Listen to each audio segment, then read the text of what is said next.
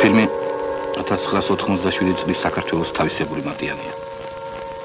ამიტომ ის, რასაც ახლა ვიხილავთ, თანამედროვეთათვის მომხდარი სტიქიური უბედურების ძიმე გახსენება იქნება. მომავალი თაობისათვის კი უიშვიათესი კადრები. ისეთი კადრები, როგორცაც ალბათ ვეღარ ნახავენ და არც უნდა ნახო. თებერვლიდან დაიწყო და ლამის ივნისამდე გასტანა ავდარმა. ცამდა ხმელეთმა თითქოს პირი შეკრესო. ზვავი, ღვარცოფი, მეწყერი, წყალდიდობა ერთმანეთს ენაცვლებოდა. ქართულ ფოლიანტებში იშვიათად შეხვდებით მსგავს მოვლენათა აღწერას და როცა კი შეხვდებით იქვე ასეთ მარტივ ახსნას წავაწყდებით.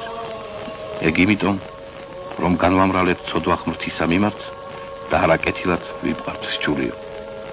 1987 წლის სტიქით დაზარალდნენ დუშეთის, ლენინგორის, ჯავის, მახარაძის, სამტრედიის, ზესტაფონის, აბაშის, ფოთის, ცაგერის, ონის, ამბროლაურის, განსაკუთრებით ხობისა და ლენტეხის, ყველაზე მეტად კი მესტიის რაიონი.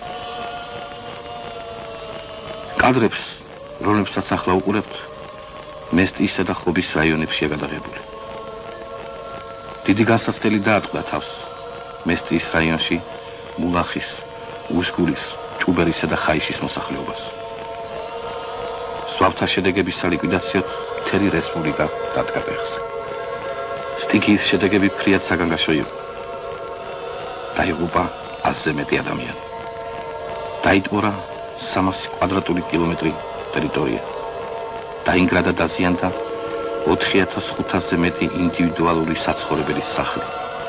მრავალი სამრეწველო და სასოფლო-სამეურნეო საწარმო. სოციალურ-კულტურული დანიშნულების ნაგებობა. საქართველოს მშრომელებს მთელ მოსახლეობას გულის სიღრმეში ჩაძდა ის წყფერი და თანაგრძნობით გამსჭვალული სამძიმრის სიტყვები, რომლითაც საბჭოთა კავშირის კომუნისტური პარტიის ცენტრალურმა კომიტეტმა, უმაღლესი საბჭოს პრეზიდიუმმა და მინისტრთა საბჭომ მიმართეს დაღუპულთა ოჯახებს, ყველა დასარალებულ მოქალაქეს. ნუ გეშინათ გაისმა პოეტის ხმა. მე დღეს დავეძებ სიტყვას ნუგეშის, ნუგეშზე მეც და უფრო უმაღლეს, გულს რომ აყენებს ყავს საგულეში, კაცს ჭირო არამში სულს რომ უმაგრებს. არ მოგხვდომია კარზე მტრის ჯარი, ჩვენზე ამხედრდა ზეთის სამეფო, ზვალმა დალეწა თქვენი ჭისკარი, ჩემო კოლხებო, ჩემო სვანებო. მოდის ვით წინათ მტერი მშიერი, ლამობს ქვეყანა ფეხქვეშ გათელოს, მაგრამ დღეს ჩვენ ვართ უფრო ძლიერი, დღეს თქვენ სახსნელად დგას საქართველო. დგას საქართველო, დგას საქართველო, ყველა ავდრის და აბჯრის მსხვერპლად. ეს ირაკლი აბაშიძის ტრიქონებია.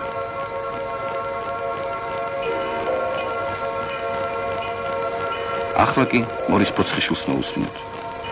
რა მოკლავს ამ ხალხს, ერთსულოვანს რა მოსპობს ამერს, ყივის მამალი და ყივილით ათენებს ღამეს. დიდება შენ და საქართველო, შენს უკვდავ შვილებს, ლილე, ო ლილე იმედისა, ლილეო, ლილე. მართლაც რა მოკლავს ხალხს, რომელსაც ჭირთა თმენა და ბრძოლა შეუძლია. რა მოკლავს ერს, რომელიც ამ ჭირში მარტო არ არის.